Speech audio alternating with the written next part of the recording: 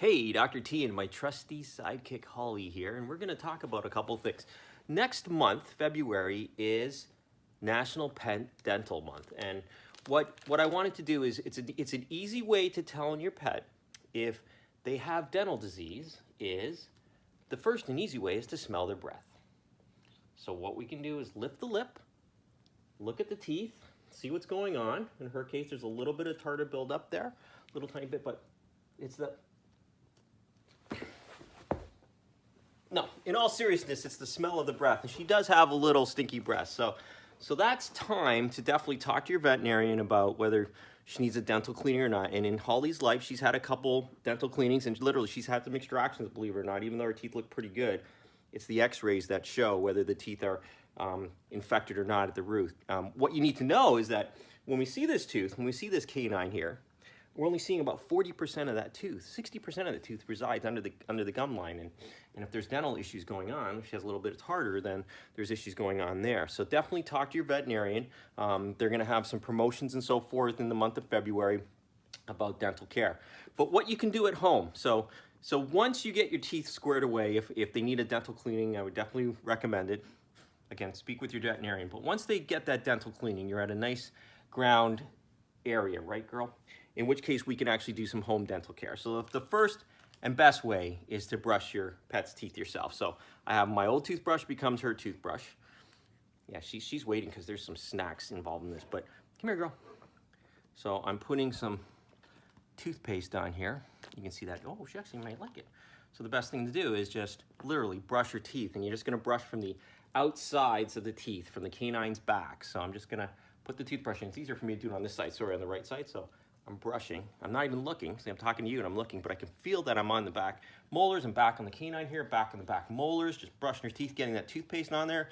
It's enzyme based. It's going to actually work once it gets on the tooth. So I'm done. I'm halfway done, and that took 15 seconds. So now let's put a bit more on. Oh, you like this stuff, huh? Oh, you didn't like this stuff.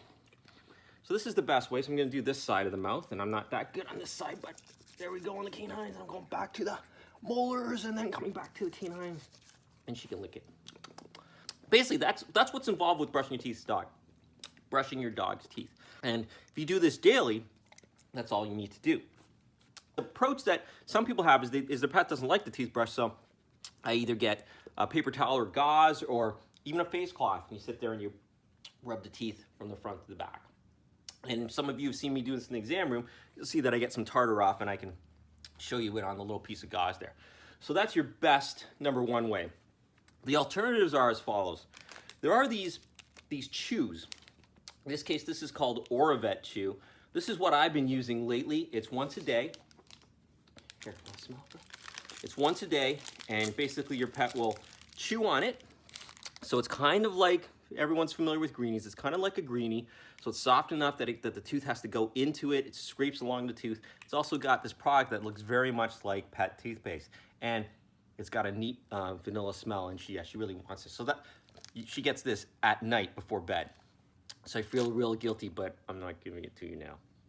Sorry. Okay, and the other way is, and the way I used to do it was I use this product. These are actual rawhide bones that have the pet enzyme. She really goes nuts for these. The downside about these, and it's all variable, is if your pet's going to have GI issues with this, little bit of vomiting or diarrhea, or if they eat these big pieces and so forth. So what I do is when I do this with her, is I actually monitor her with this. I'll let her chew for about 5 minutes, and then I'll pull it from her. So it's something you definitely, oh, you almost got that one. It's something you definitely, can you sit? Oh, good girl. You're so good. It's something you definitely want to try with your pet. So what I'm gonna do is since I've tortured her and she's drooling right now, I'm gonna let her have this for about 5 minutes. Okay, girl, check in 5 minutes, so she's pretty happy with that. But that's your home dental care process. There are water additives as well, and everything is enzyme-based in the pet world.